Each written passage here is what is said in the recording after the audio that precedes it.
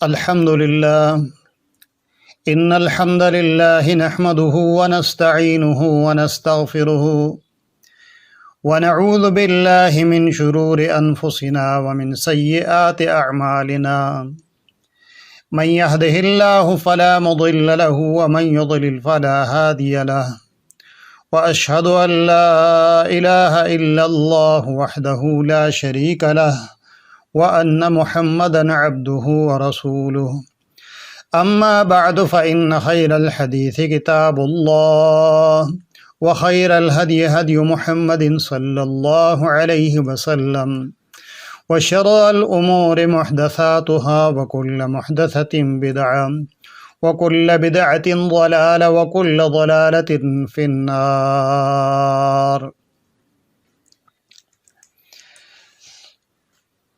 گزشتہ چند عشروں سے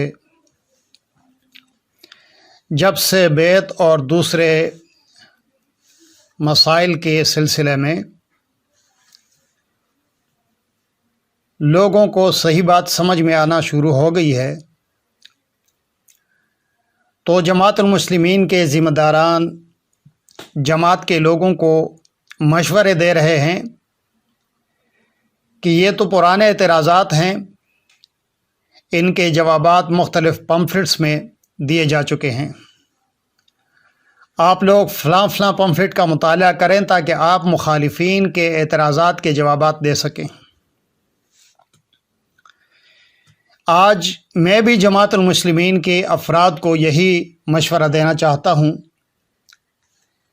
کہ اگر آپ لوگ جماعت کی چھوٹی بڑی کتابوں کو توجہ کے ساتھ پڑھیں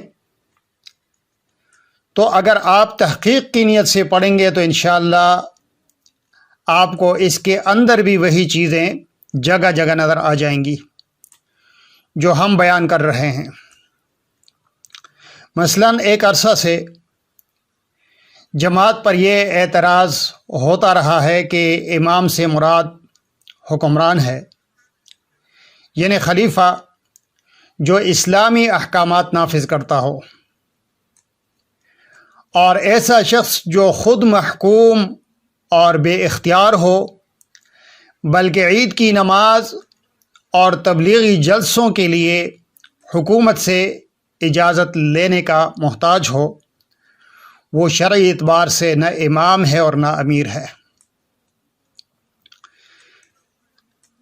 جماعت کی طرف سے ہمیشہ کوشش یہ رہی ہے کہ اس بے اختیار اور محکوم امیر کو ہی شرعی امام اور امیر ثابت کیا جائے، لیکن آج میں آپ کے سامنے جماعت کی کتابوں سے یہ ثابت کروں گا انشاءاللہ کہ امیر اور امام حکمران ہوتا ہے، یہ دونوں الفاظ اسلامی حکمران کے لیے استعمال ہوتے ہیں، اور در حقیقت وہی امیر ہے جس کی بیعت ضروری ہے، اور زکوٰۃ بھی وہی وصول کرنے کا حقدار ہے،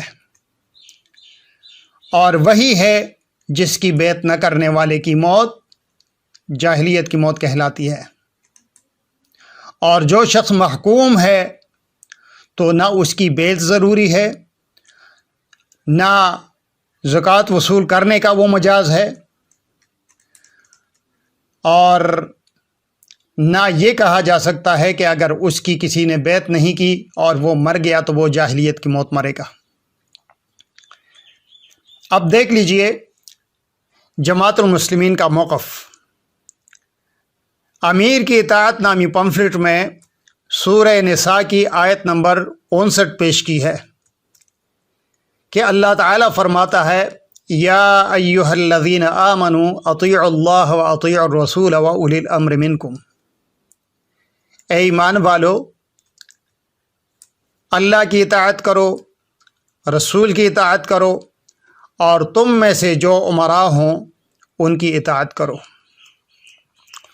یہ آیت نقل کرنے کے بعد لکھا ہے کہ اس آیہ مبارکہ سے اولو الامر یعنی عمراء کی اطاعت فرض ہوئی، اس آیت میں عمرا کے ساتھ حکومت کی کوئی شرط اللہ تعالیٰ نے نہیں لگائی، لہذا ہر امیر کی اطاعت فرض ہے۔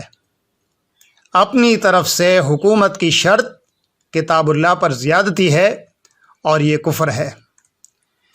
یہ جو پمفلٹس کا مجموعہ ہے جماعت المسلمین کی دعوات اور تحریک، اور اس کے صفحہ 219 پر، تو دیکھ لیجئے کہ آیت میں اولی الامر کے الفاظ ہیں، اس کا ترجمہ عمرا کیا ہے، اور پھر نتیجہ نکالا ہے کہ امیر کی اطاعت کے لیے حکومت کی کوئی شرط نہیں ہے۔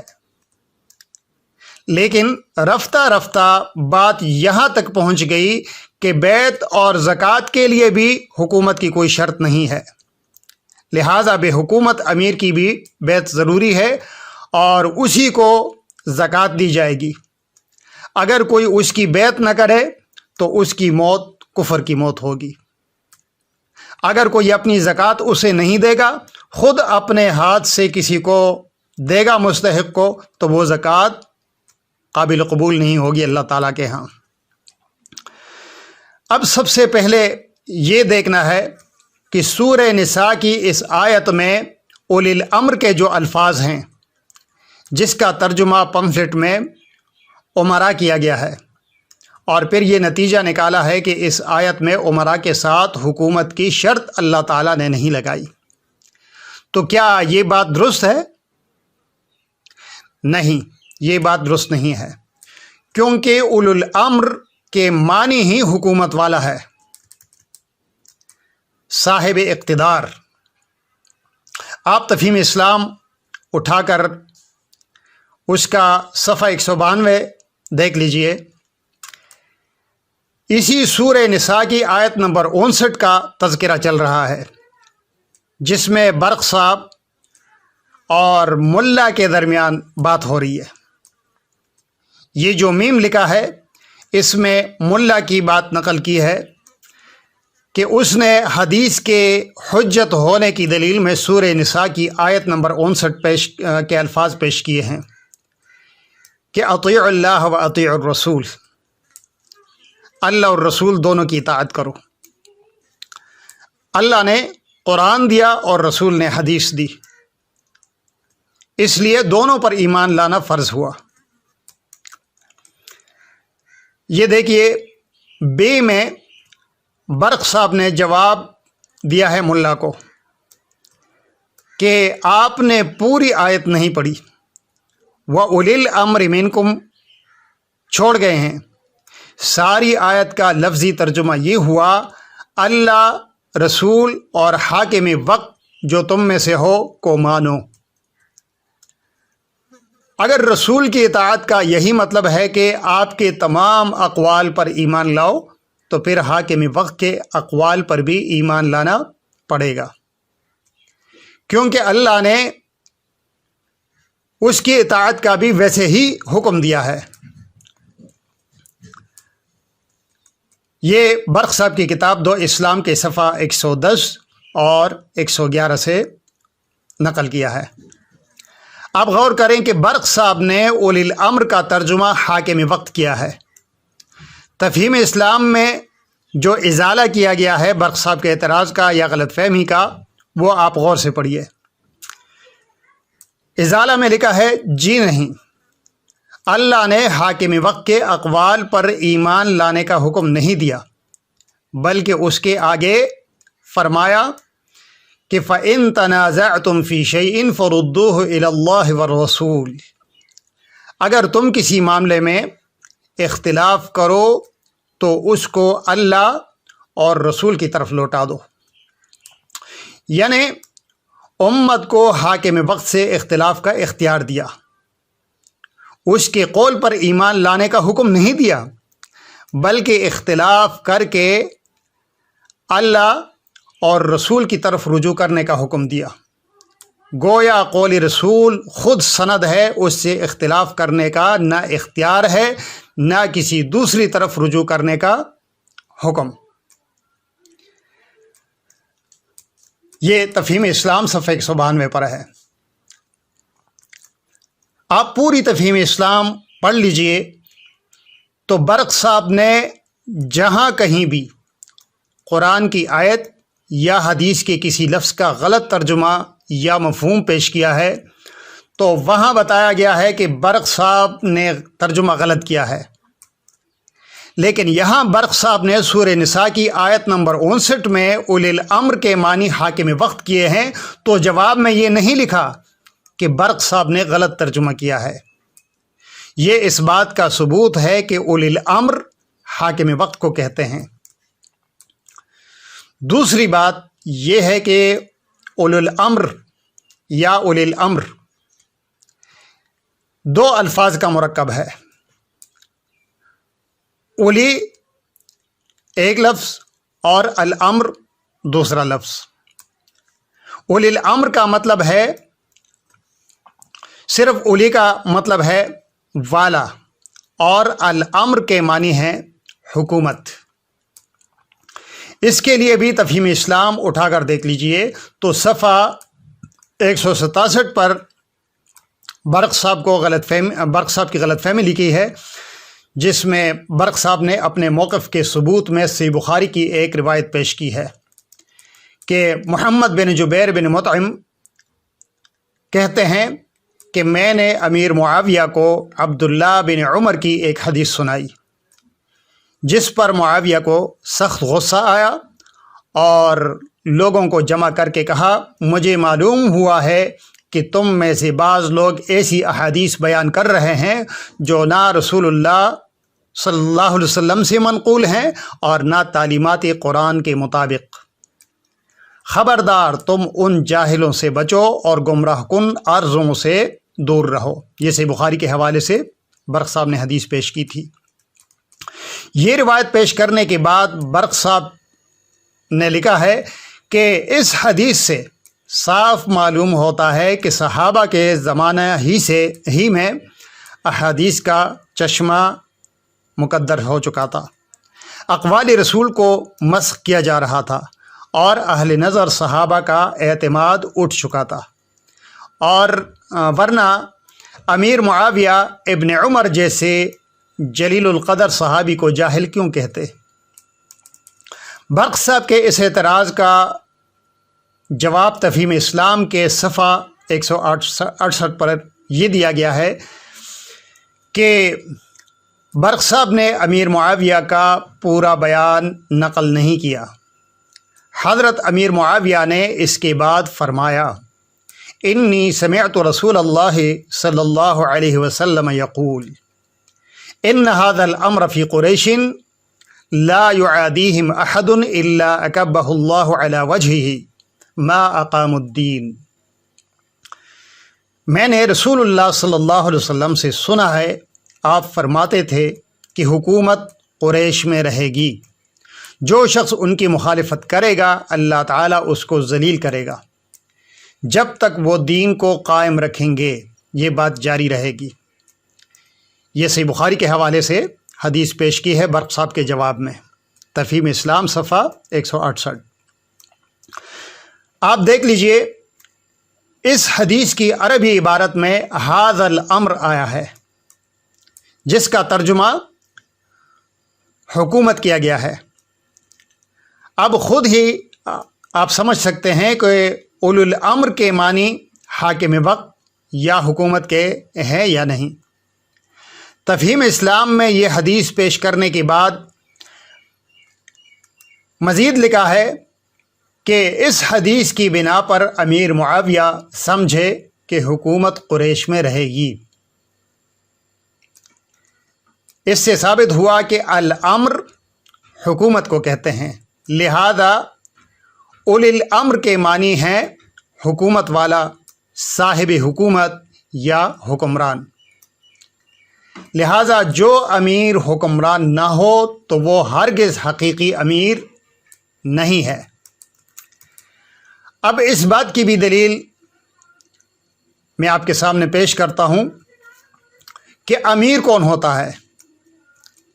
تاریخ الاسلام والمسلمین میں صفحہ 654 پر آداب خلافت میں ایک حدیث پیش کی گئی ہے کہ رسول اللہ صلی اللہ علیہ وسلم نے فرمایا امیر لوگوں پر حکمراں ہوتا ہے اس سے اس کی رعیت کے بارے میں باز پرس ہوگی۔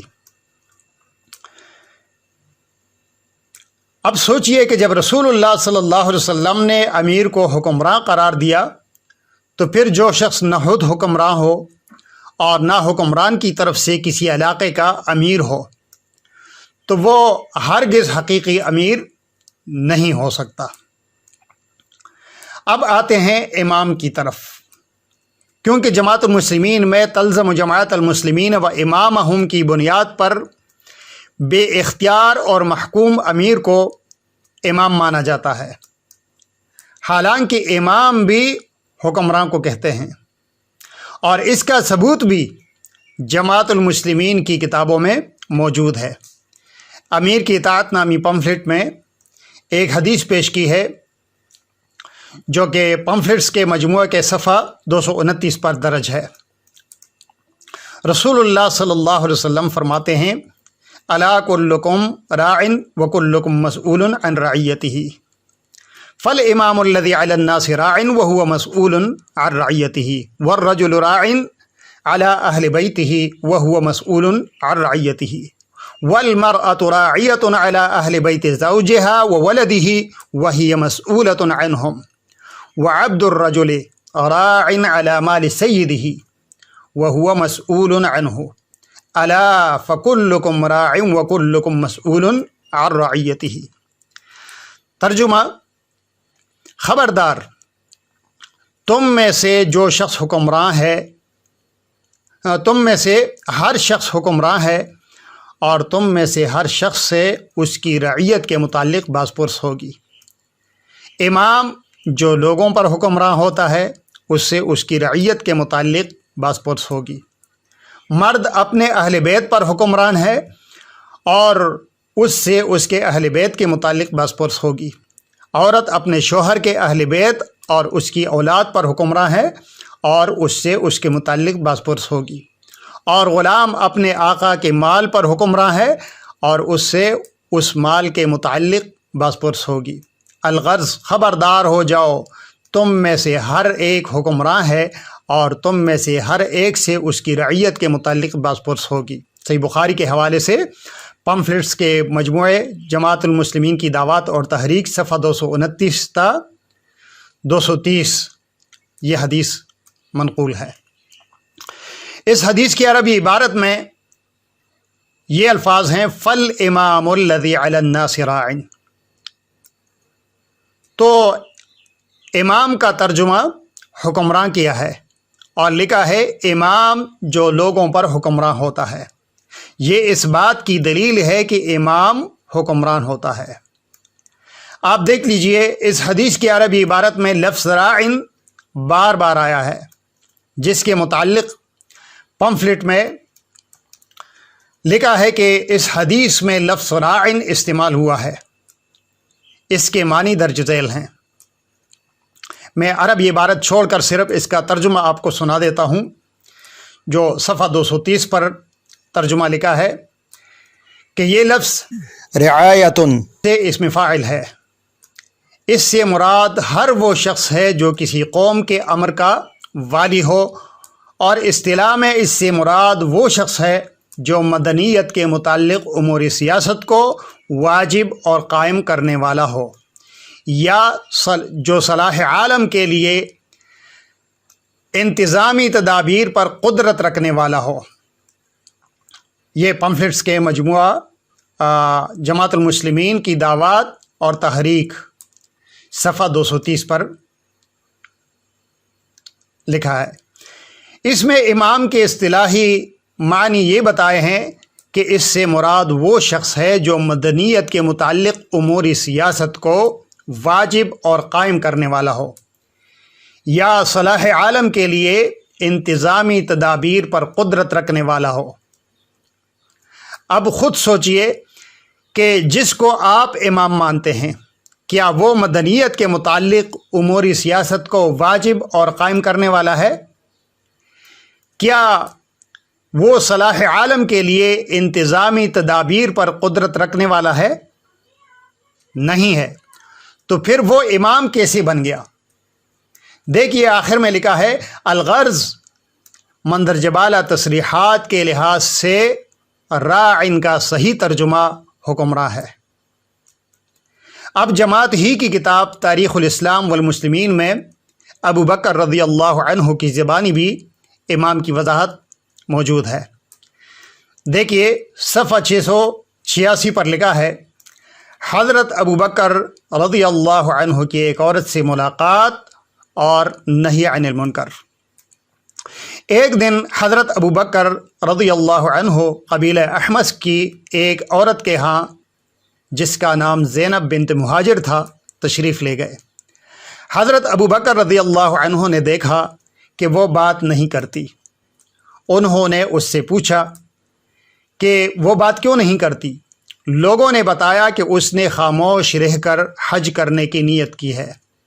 حضرت ابو بکر رضی اللہ عنہ نے فرمایا بات کرو، یہ چیز جائز نہیں ہے، یہ جاہلیت کے اعمال میں سے ایک عمل ہے۔